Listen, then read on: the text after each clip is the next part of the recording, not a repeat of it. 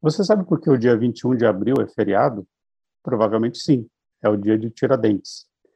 Mas, geralmente, quando perguntamos sobre esse feriado para as pessoas, não é incomum ouvirmos uma história quase religiosa de um herói que, na tentativa de libertar o Brasil das maldades de Portugal, se sacrificou, foi traído por um dos seus e se sacrificou na forca e teve o seu corpo esquartejado e a sua descendência amaldiçoada. Hoje nós vamos aprofundar um pouco mais essa história para entender, separar o que é a imagem do herói que foi criado da imagem do personagem real. No final desse vídeo eu vou colocar alguns vídeos, como a gente costuma fazer aqui na área de humanas, para que vocês tenham outras visões, né, da mesma história contado por outros historiadores. Mas só para contextualizar essa época, nós estamos no século XVIII, mais precisamente, né, no ano de 1788, e é o ano em que começa-se uma organização para a Inconfidência Mineira. Inconfidência é uma palavra dada pela coroa portuguesa aos revoltosos para identificá-lo como infiéis, que é aqueles que traíram a coroa portuguesa. Bom, a primeira coisa que a gente tem que saber dessa época é que o Brasil estava vivendo o ciclo do ouro, né? Principalmente em Minas Gerais. E Portugal cobrava 20% de todo o ouro encontrado ali. Em 1788, as jazidas de ouro já não rendiam tanto quanto rendiam anteriormente, né, nas décadas anteriores. Além disso, existia muito contrabando de ouro, obviamente, né, a fiscalização era muito difícil. Com a queda da extração de ouro, né, e com o contrabando, Portugal intensificou a fiscalização e determinou algo mais, algo chamado a derrama, que nada mais era do que uma forma de garantir um mínimo de ouro arrecadado pela coroa, caso não atingisse. Quando esse mínimo não era atingido, a derrama nada mais era do que os exércitos portugueses entrarem nas casas das pessoas e cobrarem as dívidas, mesmo que já tivessem sido pagos impostos pelos moradores. Então, isso não agradava a elite brasileira, né, de Minas Gerais, a elite mineira, e influenciados também pelo iluminismo, as 13 colônias americanas tinham acabado de declarar a independência da Inglaterra, as ideias iluministas da França, né, de livros como O Contrato Social, de Jean-Jacques Rousseau, e outros, embora proibidos pela coroa na colônia, claro, passavam de mão em mão, clandestinamente, né? Tudo que é proibido, obviamente, acontece, não é difícil de acontecer. Então, influenciados por essa insatisfação da cobrança dos impostos e da derrama, né, que era essa pilhagem mesmo, né, pela coroa portuguesa, mesmo depois de pagos os impostos. E, pelas ideias iluministas, formou-se um grupo de intelectuais e da elite mineira dispostos a se revoltar contra a colônia e proclamar a independência. Não era a independência do Brasil, e sim do estado de Minas Gerais, que eles pretendiam fazer a República de Minas Gerais. Porém, para dar certo, esse movimento dependia justamente da derrama, né? Por quê? Existia uma data para que a contagem do ouro fosse feita por Portugal, e aí eles disseram, faltaram tantos e isso tem que ser pago a mais. Essa data seria fevereiro de 1889.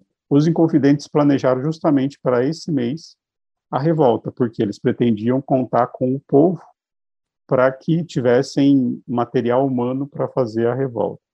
Porém, duas coisas aconteceram que atrapalhou a vida dos Inconfidentes, né? Primeiro que essa derrama ela foi adiada, e no mês seguinte, né, quando o governador ali da província decidiu cobrar as dívidas de alguns dos inconfidentes, né, alguns deles decidiram delatar. O mais famoso, né, o primeiro talvez, foi o Joaquim Silveira dos Reis. Então, a partir dessa delação, o governador ele tomou as providências, avisou ao vice-rei no Rio de Janeiro e todos os inconfidentes foram presos. Porém, entre eles existiam eclesiásticos, fazendeiros, né, enfim, eram a elite mineira que estava ali naquele movimento. E apenas, embora 11 tenham sido condenados à morte, apenas um teve a pena realmente cumprida, que foi o Joaquim José da Silva Xavier, o famoso Tiradentes. Ele ficou na prisão por 3 anos ainda, né? Eles foram presos em 1789 e ele só foi executado em 1792. A intenção da coroa portuguesa com essa pena era realmente inibir qualquer outra revolta nesses termos, né? Afinal, a coroa portuguesa percebia que as ideias iluministas estavam influenciando e essa questão da cobrança de impostos poderia sim fazer com que a população se revoltasse e aí contra a massa não tem o que fazer, né? Então, a pena dada e executada sobre o Tiradentes foi para ser exemplar, né? Então, além de enforcado, humilhado em praça pública, enforcado, foi esquartejado, seus membros foram espalhados e a sua cabeça ficou em um poste em exposição pública. A sua casa foi destruída, foi jogado sal, né, no terreno onde ela estava, para que nada nascesse ali.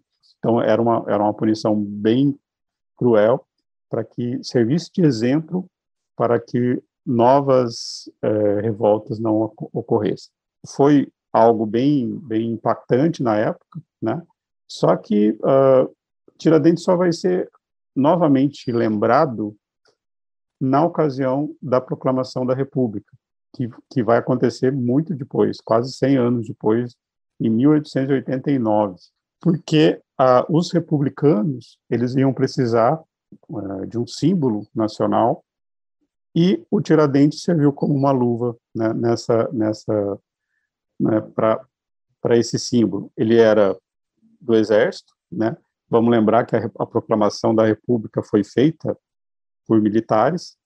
Ele tinha sido executado pela coroa portuguesa e tudo isso fez com que se montasse em torno da figura de